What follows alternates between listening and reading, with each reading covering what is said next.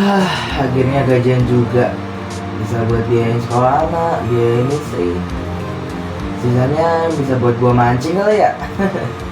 Boleh. Siapa nih? Ya, halo. Halo? Lawan? Lagi gajian kan sekarang? Iya, Nah, pas banget nih. Tahu nggak itu gajian bisa dipakai apa aja? Ngapain lagi? Gue Loh. gajian gini Lo lu biar bikin gandain gua duit murung lah. dah, lagi happy Bisa nih. gandain itu duit, bisa jadi banyak.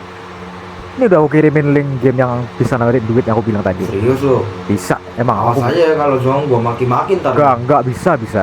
Nih, Udah gua coba deh. oke. Ini apaan sih?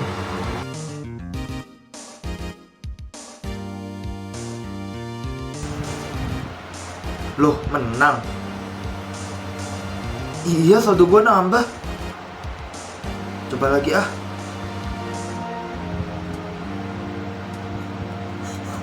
Wah.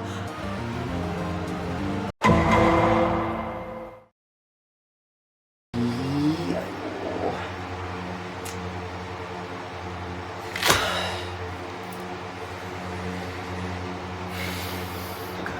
Gila lagi.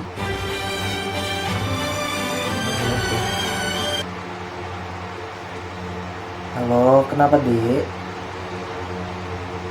Mas, di mana? Barang-barang semua udah habis. TV, laptop, bahkan sertifikat tanah hilang dari Laci. Jangan bilang semua buat judi itu ya.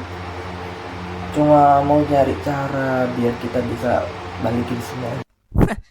Nah, bener aja, mengembalikan apanya? Semua harta yang kalian punya itu sudah hilang ke dalam kesia-siaan. Oke, halo semuanya, perkenalkan. Saya AGD selaku pembawa acara kali ini. Dan saat ini kita akan membahas terkait sesuatu permasalahan yang sangat urgent sekali, yaitu judi online. Topik ini penting karena banyak orang terjebak tanpa benar-benar memahami apa yang sedang mereka hadapi. Tertarik untuk mengikuti kan?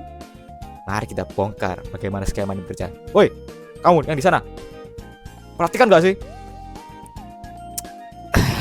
Ya sudah, sebelum kita lari ke definisi perjudian online itu seperti apa, mari kita melihat dulu kenyataan yang terjadi di Indonesia. Berbagai laporan resmi menunjukkan perputaran uang judi online sudah mencapai ratusan triliun rupiah. Pemerintah memblokir jutaan situs setiap tahunnya, tapi tidak ada perubahan sama sekali. Tanda bahwa penyebaran makin besar aja. Kasus di lapangan juga meningkat. Keluarga hancur, hutang menumpuk ke perang-putran, kekerasan dalam rumah tangga, bahkan tindakan ekstrim yang dipicu kecanduan. Ini bukan masalah kecil, tapi masalah yang sangat gawat sekali dan harus segera dituntaskan.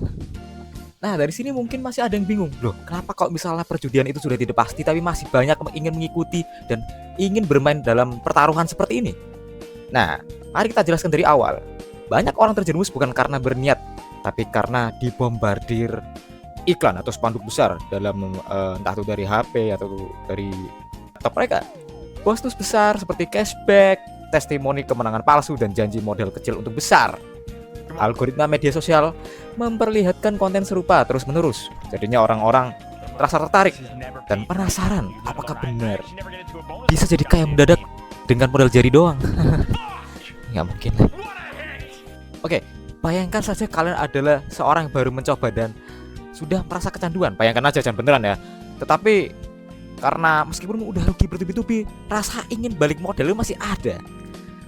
Nah, algoritma permainan memang dirancang untuk menguntungkan operator sebenarnya, bukan pemain. Notifikasi dan promosi masuk berkali-kali untuk menarik kalian kembali, seolah-olah ingin ayo main. Lama-kelamaan pemain kehilangan kontrol tanpa sadar. Waktu habis, uang habis, tetapi keinginan mencoba gak habis-habis. Dari semua itu, dampak yang dihasilkan itu seperti apa? Nah, dampak buruk bagi diri sendiri terutama pasti sangat besar. Kerugian finansial, hutang sana-sini. Dan karena itu semua, reputasi juga semakin rusak. Tekanan mental meningkat seperti stres, cemas, dan hingga depresi. Maka sampai ada bunuh diri. Langsung balik.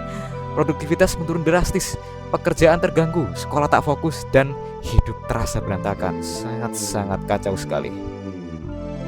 Selain pada diri sendiri, dampak buruknya bisa dirasakan oleh orang terdekat.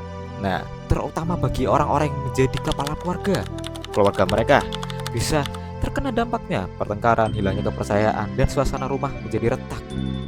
Orang terdekat ikut terdampak secara finansial atau emosional karena dimintai pinjaman, dibohongi, atau harus menanggung beban perilaku dari pemain. Dalam skala besar, judi online juga mendukung perputaran uang ilegal dan kejahatan digital. Nah, dari itu semua, cara untuk mencegah ataupun keluar dari lingkaran setan ini seperti apa? Nah, angka pertama, sebagai pelaku harus mengakui bahwa ada yang salah pada diri kita sendiri. Nah, dengan kesadaran ini, pintu perubahan mulai terbuka, yang mulai dari menghapus aplikasi, menghentikan akses, atau menceritakan masalah ini ke orang yang bisa dipercaya ataupun orang yang berkewajiban, dan menjadi awal pemulihan. Seperti mungkin orang terdekat, bantuan profesional dan rehabilitasi, guna untuk minimalisir atau menghilangkan sepenuhnya pola pikir dan kebiasaan adiktif yang dilalui sebelumnya.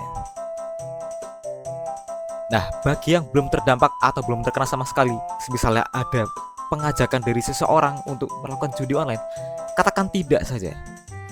Kalau misalnya kita memiliki rekan dekat kita yang sudah terdampak dan sudah kecanduan, tidak ada salahnya kita membantu, atau bukan menghapi ya, membantu atau mengingatkan, bahkan mendengar keluhan-keluhan mereka, lalu memberikan saran untuk rehabilitasi atau segala macam, dan juga menyarankan mereka agar segera berhenti dari semua sistem penipuan ini. Dan juga kalau semisal menemukan suatu website aneh, iklan aneh yang membahas tentang praktek perjudian online, segera laporkan ke pihak yang berwajib.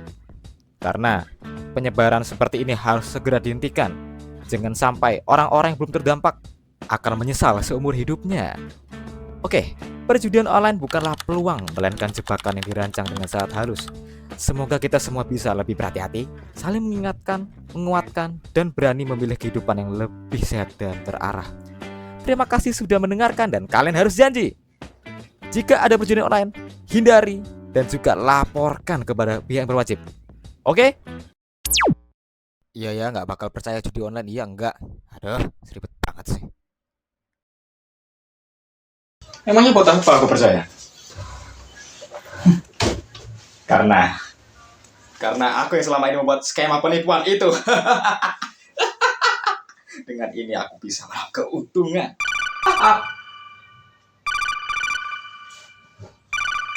Siapa sih ganggu orang lagi senang-senangnya ini loh? Tidak akan bertahan begitu lama.